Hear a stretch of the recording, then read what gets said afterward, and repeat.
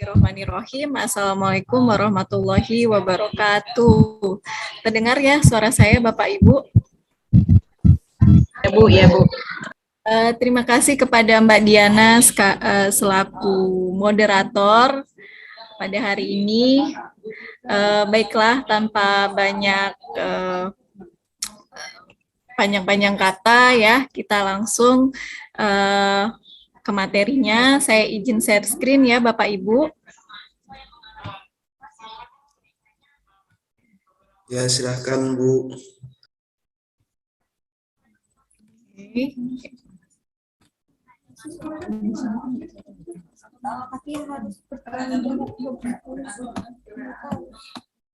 Sudah terlihat ya Bapak Ibu? Oke, saya coba share screen. Pada hari ini saya akan menjelaskan mengenai literasi media anak usia dini. Nah, mengapa pada tingkat anak usia dini ini kita, khususnya saya sebagai orang tua, itu penting sekali mengenalkan literasi kepada anak-anak saya ya, karena kebetulan anak saya balita. Jadi sekarang ini kita menghadapi arus informasi yang begitu kencang gitu, dari mana-mana informasi bisa diakses gitu ya. Nah, tentunya ada dampak positif dan negatifnya, apalagi untuk anak-anak kita gitu ya. Nah, untuk itu di sini orang tua punya peranan penting untuk memfilter agar anak-anak, bagaimana caranya anak-anak melek media, punya kemampuan berliterasi yang baik gitu ya. Nah, di sini saya akan membahasnya Bapak dan Ibu. Baik, sebelumnya kita harus kenal dulu konsep dasar pendidikan anak usia dini ya. Jadi anak usia dini ini mereka belum punya pengalaman yang matang. Jadi mereka hanya bergantung dengan lingkungan sekitarnya, yaitu adalah orang tuanya, gitu ya. Jadi apapun itu membutuhkan pertolongan, kemampuan mereka dalam menuang air saja mereka butuh pendampingan gitu ya, karena masih sangat dini gitu. Kemudian juga untuk melepaskan pakaiannya, bajunya ketika ingin mengganti baju, mereka butuh pendampingan juga ya Bapak Ibu. Nah, kemudian bagaimana cara kita orang tua, tentunya harus dimulai dari dasar ya, dasar terlebih dahulu gitu, karena kita harus membentuk fondasi mereka agar mereka insya Allah menjadi anak-anak yang sukses di usia mendatang gitu ya. Kita pupuk nih dari masa golden age-nya ya, di usia balita. Nah, itu tadi mengenai konsep dasar pendidikan anak usia dini. Nah, di sini ada ruang lingkup lembaga PAUD ya, menurut Undang-Undang Nomor 20 Tahun 2003, ruang lingkup lembaga PAUD itu ada formal, non formal, dan informal. Nah, formal sekarang banyak berdiri sekolah-sekolah pendidikan usia dini ya, dari mulai preschool hingga TK gitu. Kemudian banyak juga dengan memanfaatkan musim pandemi ini bermunculan kelas-kelas online ya, kelas-kelas online seperti kelas bermain. Kebetulan anak saya juga ikut kelas bermain, di mana kelas-kelas online ini menumbuhkan kemampuan anak-anak dalam berliterasi. Jadi anak usia dini, usia balita ya, kebetulan anak saya ikut usia 3 tahun. Jadi mereka mengikuti kelas online, terus mereka diajak untuk mengcoding ya, mereka diajak untuk berpikir kritis, mendengarkan gitu. Nah, itu adalah salah satu dari lembaga PAUD, ruang lingkupnya. Oke, nah ini ada sedikit ya tujuan dari didikannya PAUD itu adalah untuk mempersiapkan anak-anak kita ke tingkat yang lebih tinggi gitu. Jadi ada pondasi-pondasi yang harus diasah ketika mereka mengenyam pendidikan di PAUD gitu ya. Nah, kemudian kita langsung beralih ke media literasi untuk anak usia dini. Oke, tadi seperti yang telah dijelaskan sebelumnya, itu pemateri sebelumnya sudah menjelaskan apa sih literasi media, ya. Saya akan mengingatkan kembali, mencoba menjelaskan kembali. Literasi media di sini adalah kemampuan kita untuk melek terhadap media, bukan hanya terhadap cara menggunakan medianya saja, tapi pesan media massa gitu dalam konteks komunikasi massa itu apa, gitu ya. Bukan hanya kita menggunakan saja, misalkan anak kita beritahu ini ada loh YouTube, di sini ada pingpong gitu, atau ada kokomelon, tanpa kita memberi arahan, tanpa kita mendampingi gitu ya. Nah itu akan menimbulkan masalah gitu ya. Nah itu dalam berliterasi media ada kemampuan yang kita anak-anak kita harus menggunakan dengan bijak gitu ya. Nah sebelumnya ada fakta yang perlu kita ketahui, kenapa sih literasi media itu perlu banget buat anak-anak, khususnya anak usia dini gitu. Dimulai dari anak-anak usia dini. Nah, tadi seperti yang dijelaskan oleh narasumber yang pertama ya, kita bisa lihat bahwa berdasarkan survei dari PISA atau Program of International Student Assessment gitu ya, yang rilis pada tahun 2019, Indonesia ternyata berada di posisi peringkat 62 ya, 62 dari 70 negara. Itu artinya apa? Dia 8 terendah. 8 terendah. Mungkin banyak juga yang sekarang ini banyak sih yang bisa bersosial media, tapi kebanyakan banyak yang mengikuti informasi-informasi yang hoax gitu, mendapatkan informasi-informasi yang kurang benar, yang keabsahannya juga diragukan gitu ya. Nah itu karena apa? Karena dalam kemampuan literasi media kita masih sangat kurang gitu ya. Jadi kebanyakan itu adalah melihat ini ada sebuah berita, terus kita langsung komen gitu. Nah komennya tanpa melihat dulu fakta-fakta yang ada, tanpa melihat dulu asal muasalnya, kronologisnya seperti apa gitu. Jadi hanya langsung menyimpulkan. Nah itu sangat diperlukan ya, kemampuan berliterasi tersebut sangat diperlukan selagi dia masih kecil gitu, masih usia dini gitu ya. Nanti saya akan berikan contoh dari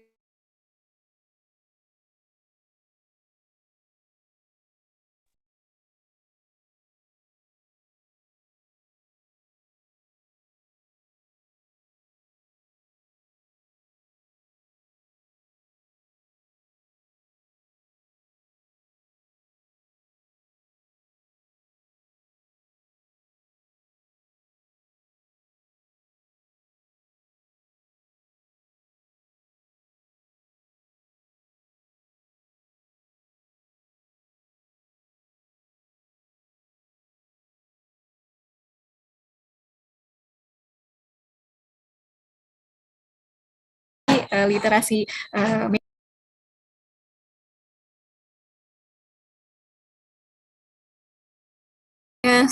saya mohon maaf tiba-tiba menghilang karena jaringannya. Saya coba share screen kembali ya, Bapak Ibu. Oke.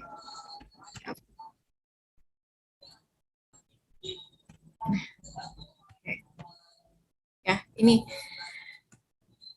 Oke.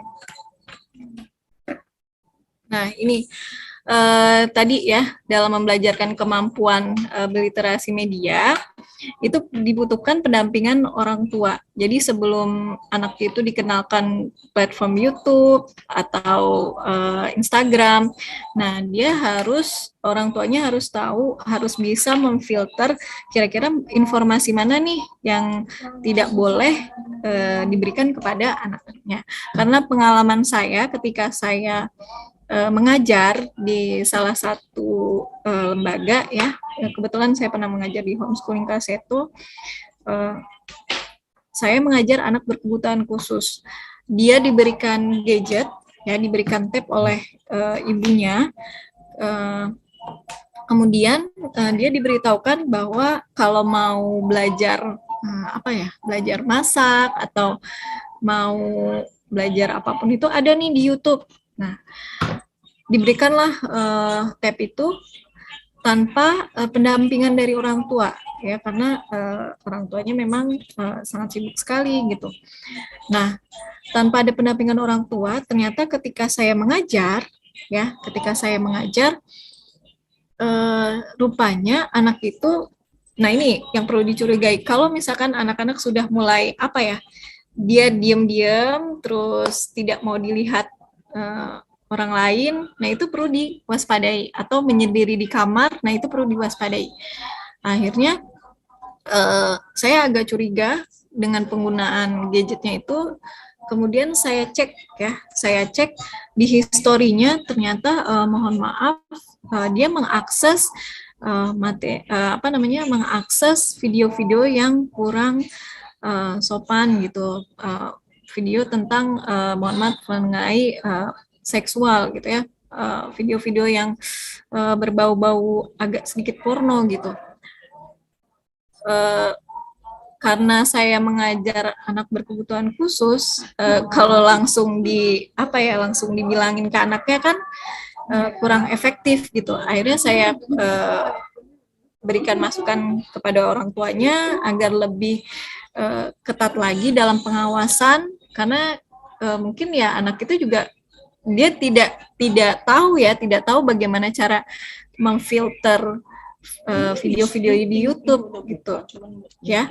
Nah itu dia, penting sekali pendampingan orang tua agar ketika anak mengakses informasi, belajar berliterasi, mereka ada filternya gitu, ada agar tidak kebablasan juga gitu kan.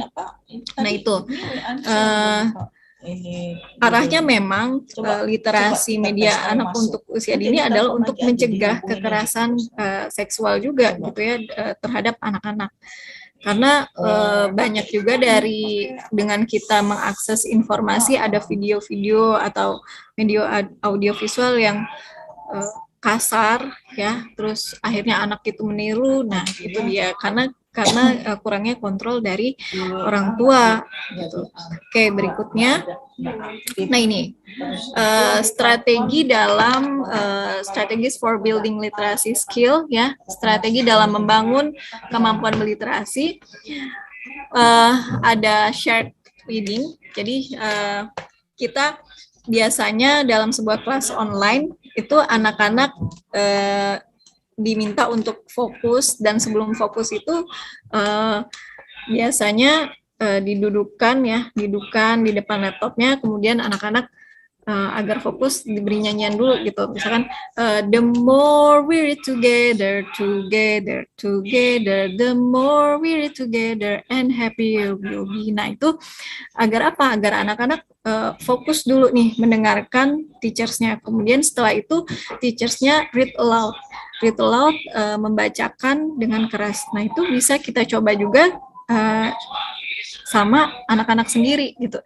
Dan ini saya sedang berusaha untuk shared reading untuk anak saya yang 3 tahun gitu. Jadi mereka mendengarkan storiesnya, mereka fokus, kemudian kita tanyakan kembali gitu di cerita itu, misalkan beruangnya tadi warna apa ya, beruang kutubnya warna apa ya. Nah seperti itu shared reading. Kemudian ada discovery areas, jadi dia menemukan sesuatu di mana anak itu thinking skill-nya terasah gitu ya. Kenapa? Karena setiap anak itu dia harus membuat latihan, harus berlatih ya, harus membuat keputusan yang mereka bisa belajar. Misalkan ada cerita mengenai si beruang kutub yang dia takut akan gelap gitu. Kita ceritakan bahwa kita nggak boleh takut gelap gitu, karena kalau malam hari itu ada bintang yang selalu menerangi gitu. Nah, dia jadi belajar, oh ya, jadi kita tidak boleh takut. Mereka membuat keputusan gitu. Atau ada sebuah story, ada sebuah cerita di mana anak-anak itu akan berpikir gitu. Misalkan cerita mengenai uh, kembar ya, kebetulan saya pernah membacakan anak saya juga. Ada anak-anak kembar yang dia itu berpetualang bersama ayah ibunya. Nah, dia melihat ada badak. Nah, kalau badak itu dia tidak boleh didekati karena bisa nyeruduk gitu ya, bisa melukai kita. Nah, apa yang kita lakukan ketika badak itu berlari ke arah kita? Kita harus bersembunyi ke pohon. Nah, itu ketika anak-anak dia di dunia apa sehari-hari gitu ya, misalkan dia ketemu kucing atau kucing mau nyakar, dia punya kemampuan untuk menghindar gitu. Nah, itu dia pelajari bisa jadi dari cerita-cerita yang kita bacakan untuk mereka, atau dia belajar dari tayangan-tayangan apa dari YouTube Kids gitu ya, yang tentunya kita sebagai orang tua harus tetap mengkontrol. Nah, gitu. Oke, berikutnya ini dia strategi pengembangan kemampuan literasi media pada anak usia dini. Yang pertama ada pendampingan orang tua ya saat mengakses berbagai media atau parents guide. Contohnya ada YouTube Kids, dia di situ ada platform YouTube Kids, ada tentang learning, kemudian ada apa bernyanyi gitu ya. Nah, kita kasih tahu kalau ini tuh yang gambarnya lampu ini learning. Nah, jadi ini untuk belajar. Terus kemudian kita beritahu rambu-rambunya berapa menit dia apa bisa mengakses gitu ya. Berapa menit dia harus habis itu harus stop gitu. Kemudian ada lagi yang kedua itu adalah pengembangan kemampuan berpikir kritis ya, jadi critical thinking seperti yang tadi saya ceritakan kan, kenapa sih kita harus menghindar kalau misalkan badak itu nyeruduk beralih ke arah kita, kalau tidak kita akan sakit dan terluka. Atau contoh simpelnya, kenapa sih tidak boleh dekat-dekat kompor. Nah, kita bisa menimbulkan apa ya, memancing anak untuk berpikir kritis. Oh, ini panas gitu. Atau kita lakukan percobaan, kita panaskan sendok gitu ya. Kita panaskan sendok terus kita tempelin ke tangan anak gitu kan, itu oh panas gitu kan. Nah, dia jadi tahu panas. Itu salah satu pengembangan kemampuan berpikir kritis. Ya, kemudian mengenal dan meliterasikan berbagai jenis media. Sekarang ini seperti yang tadi Bu Doktor jelaskan sebelumnya kan, bahwa ada namanya platform Instagram. Sekarang anak-anak usia dini aja udah tahu gitu Instagram, cara ada reelsnya kan, ada reels seperti TikTok gitu ya. Terus kemudian dia itu ada explorernya di mana dia bisa mengakses informasi. Jadi ada pengalaman gitu juga ya, ada pengalaman dari orang tua yang sharing ke saya memperkenalkan Instagram gitu katanya. Nah, di Instagram itu saya membuatkan akun untuk anak saya, kemudian anak saya memposting. Nah, ternyata ini berdampak buruk gitu. Kenapa? Karena anaknya tiba-tiba suka memposting hal-hal yang tidak pantas atau kurang jelas. Nah, itu dia, kita memperkenalkan sebuah media atau sebuah platform, kita harus tahu juga sebagai orang tua harus tahu dampaknya agar anak-anak itu tetap berkembang secara positif gitu ya. Nah, itu tadi strategi pengembangan kemampuan literasi media pada anak usia dini. Saya coba share contoh video ya, contoh video untuk meningkatkan literasi media anak. Sebentar saya stop share. Oke. Bagaimana Bapak Ibu, kalau ada yang kurang jelas boleh ditanyakan di kolom nanti ya, mungkin dengan Mbak Diana juga sebagai moderatornya. Oke, sebentar Bapak Ibu. Oke, saya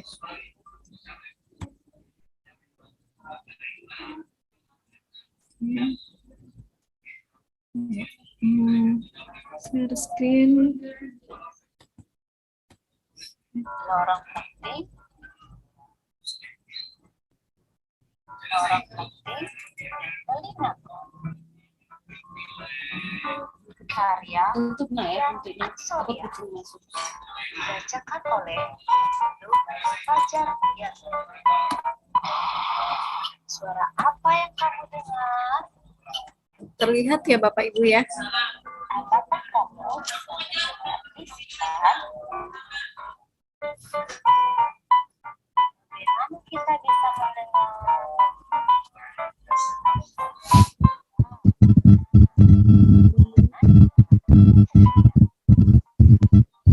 Di sini Namanya adalah ketika mengakses informasi ini kita tetap mendampingi anak-anak gitu. Apa gunanya telinga? Lalu nanti kita review lagi setelah kita bersama-sama menonton gitu ya. Mohon maaf Bu, tidak terlihat.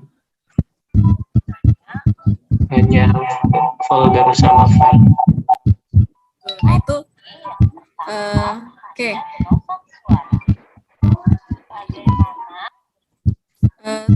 Tadi terlihat ya Bapak Ibu videonya? Videonya nggak kelihatan. Kelihatan, Bu. Kelihatan ya? Oke. Nggak kelihatan.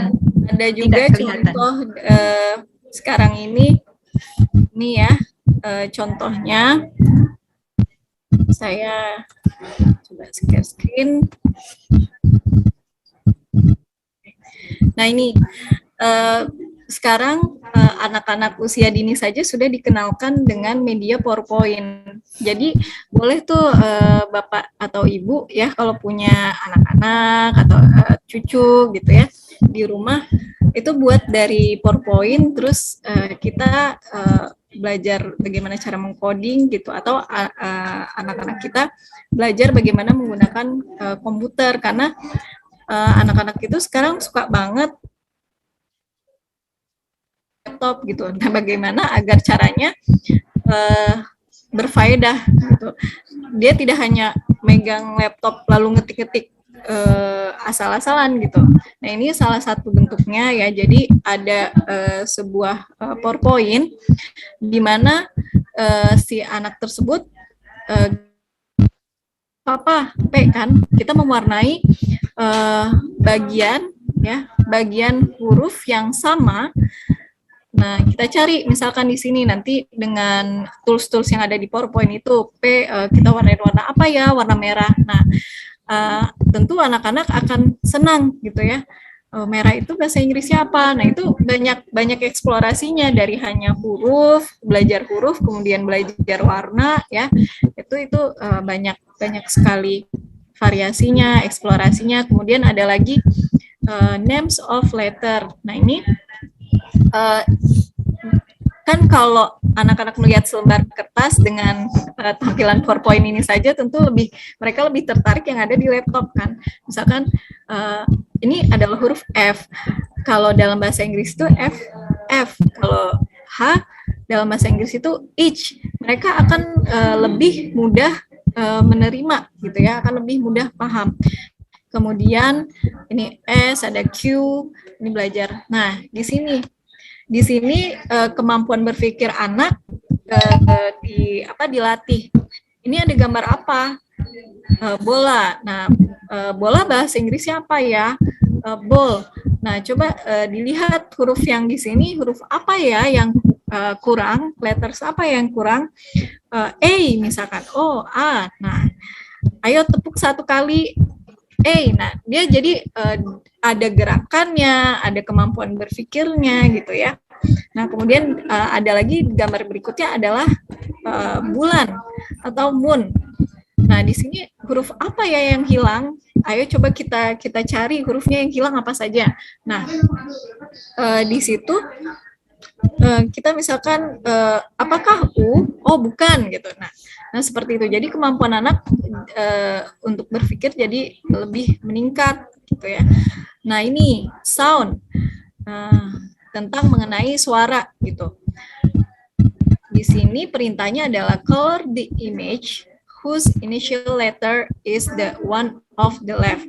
Nah, kalau ini kan A, apple ya, apple. Oh, berarti kita yang coloring apple warna apa ya? Warna merah misalkan dia jawab. Merah berarti apa bahasa Inggrisnya? Red. Nah, dia jadi menyenangkan belajarnya gitu. Jadi satu belajar cara berliterasi media, kemudian dia belajar warna segala macam. Nah, ini sound itu bentuk-bentuk dari cara kita orang tua untuk memperkenalkan literasi media, menggunakan media, meningkatkan kemampuan baca anak ya. Pelan-pelan dari mulai PowerPoint, gunakan media yang termudah, kendaraan yang termudah. Kalau memang sekiranya menggunakan handphone yang termudah, ya buat aplikasikan. Sekarang banyak aplikasi-aplikasi di Play Store tentang coloring atau untuk meningkatkan kemampuan berbicara. Itu ada yang talking cat gitu ya. Itu bisa meningkatkan kemampuan berbicaranya. Jadi si kucing itu mengikuti kita berbicara, atau orang tua terlebih dahulu berbicara, misalkan pohon. Nah, pohon dia akan mengikuti kan si kucing itu pohon. Nah, mau tidak mau karena anak kita melihat si kucing itu yang lucu, mereka jadi menirukan gitu. Terus kemudian ada lagi, kalau memang menggunakan salah satu aplikasi di komputer, software di komputer, misalkan Paint gitu ya, mewarnai. Kalau anak-anaknya suka mewarnai, kita sebagai orang tua harus mendalami tentang Paint itu. Kita belajar, ayo kita membuat, misalkan anak-anaknya suka mobil gitu, ayo kita membuat mobil. Nah, kakak coloring ya, atau abang coloring ya. Nah, itu tentu yang tadinya dia hanya mengetik-ketik komputer atau mengetik-ketik laptop gitu ya, yang asal-asalan, dia akan tertarik karena yang saya amati dari anak saya yang ikut kelas online itu, kalau dia sudah didudukkan di depan laptop, memang awalnya kemana-mana gitu, gerak ke sana kemari. Nah, tetapi ketika teachers-nya bisa meng-guide dia, itu dia akan fokus mengikuti dari awal hingga akhir gitu ya. Itu tadi mengenai literasi media literasi pada anak. Nah, ini ada sedikit kesimpulan ya yang akan saya sampaikan. Oke, nah ini kesimpulannya. Sorry.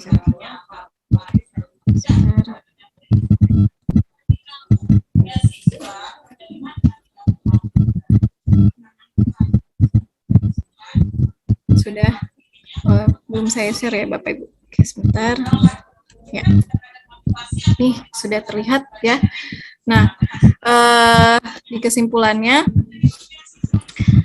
setiap hari itu anak-anak itu kan selalu dihadapkan dan dipengaruhi oleh media lama dan media baru. Seperti yang dijelaskan oleh Bu Doktor tadi, ada zaman old, ada zaman now gitu ya. Nah, yang zaman now ini, pengaruh tersebut itu dapat menjadi positif dan negatif tergantung dari bagaimana cara kita meliterasikan kepada anak-anak ya. Jadi literasi media ini bukan hanya kita melindungi anak-anak dari pesan-pesan yang negatif atau pesan-pesan yang kurang polite, kurang sopan gitu, tapi bagaimana cara kita itu berpikir secara kritis ya. Anak-anak itu berpikir secara kritis. Kalau memukul, tidak boleh memukul, itu tidak baik kalau misalkan dia melihat tayangan TV. Nah, itu kalau kita meliterasikan anak-anak dengan baik, tentunya anak-anak akan bisa berpikir secara kritis gitu. Oh, itu tidak boleh tuh pukul-pukul orang lain. Oh, itu tidak boleh tuh berbicara kasar terhadap orang lain. Nah, itu karena apa? Karena kita sebagai orang tua sudah bisa meliterasikan anak-anak dengan baik gitu. Jadi tidak hanya si anak-anak ini pandai mengakses gadget atau platform-platform lainnya gitu, pintar menggunakan gadget, bukan hanya itu gitu. Jadi di sini kita lebih mengkontrol anak-anak bagaimana agar dia bisa berkembang secara positif gitu, mengikuti perkembangan zamannya. Nah, banyak sekarang ini mungkin di sekolah-sekolah ya, sekolah-sekolah itu sejak TK mereka sudah dikenalkan media painting tadi. Nah, jadi kalau misalkan terkadang kan anak-anak tidak tahu mengkontrol emosinya seperti apa.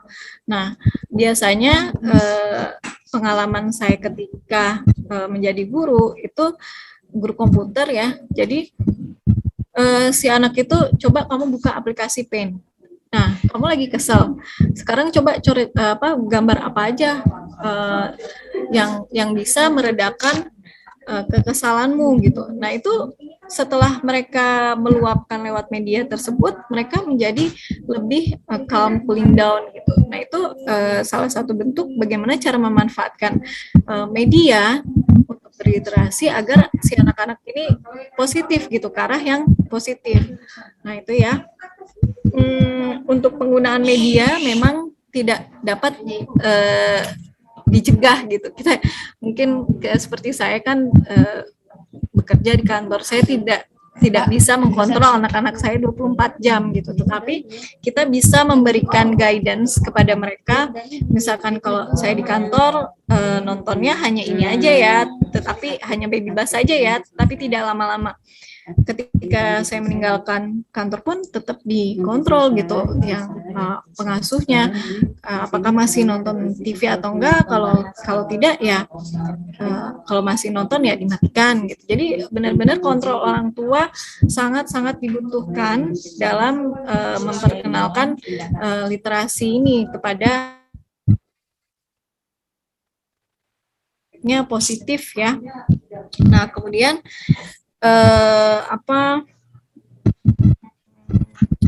kalau ya seperti ibaratnya pisau ya, ada dua sisi, ada tajam, dia itu bisa melukai dan bisa juga bermanfaat. Nah, sama seperti cara kita meliterasikan media kepada anak-anak itu, kalau tadi ya 3 poin tadi yang strategi parents guide, terus menimbulkan pemikiran yang kritis terhadap anak-anak dan kita memperkenalkan cara menggunakan medianya dengan baik, insya Allah anak-anak kita bisa menggunakan media dengan tepat gitu ya. Itu saya rasa dari saya mengenai literasi media pada anak-anak usia dini, sehingga mereka dapat terhindar dari yang berita-berita sekarang ini ya, banyak kekerasan seksual pada anak-anak gitu. Nah, dengan adanya literasi media anak usia dini ini, insya Allah bisa menghindari itu ya, kekerasan seksual terhadap anak, dengan kita kasih tahu ada video yang menjelaskan bahwa bagian mana saja yang boleh disentuh, terus kemudian kita review dengan bernyanyi bersama anak-anak. Nah, itu mereka tahu bahwa ada bagian-bagian yang tidak boleh disentuh gitu oleh orang lain kecuali orang tuanya. Nah, itu tadi pentingnya, karena yang sekarang ini sedang marak-maraknya adalah kekerasan seksual pada anak gitu. Jadi mumpung sekarang ini digencarkan literasi, kemampuan berliterasi, nah kita bisa sisipkan hal tersebut untuk anak-anak gitu, khususnya anak-anak usia dini gitu ya. Apalagi mereka ini kan belum bisa ya masih bergantung dengan orang tuanya gitu. Jadi ya diharapkan dengan adanya literasi media ini mereka jadi lebih aware, jadi bisa punya safety personal sendiri gitu. Oke, saya rasa cukup dari saya ya sebagai pemateri. Mungkin saya mohon maaf apabila ada kekurangan atau tidak berkenan di hati Bapak Ibu. Sekian dari saya. Wassalamualaikum warahmatullahi wabarakatuh.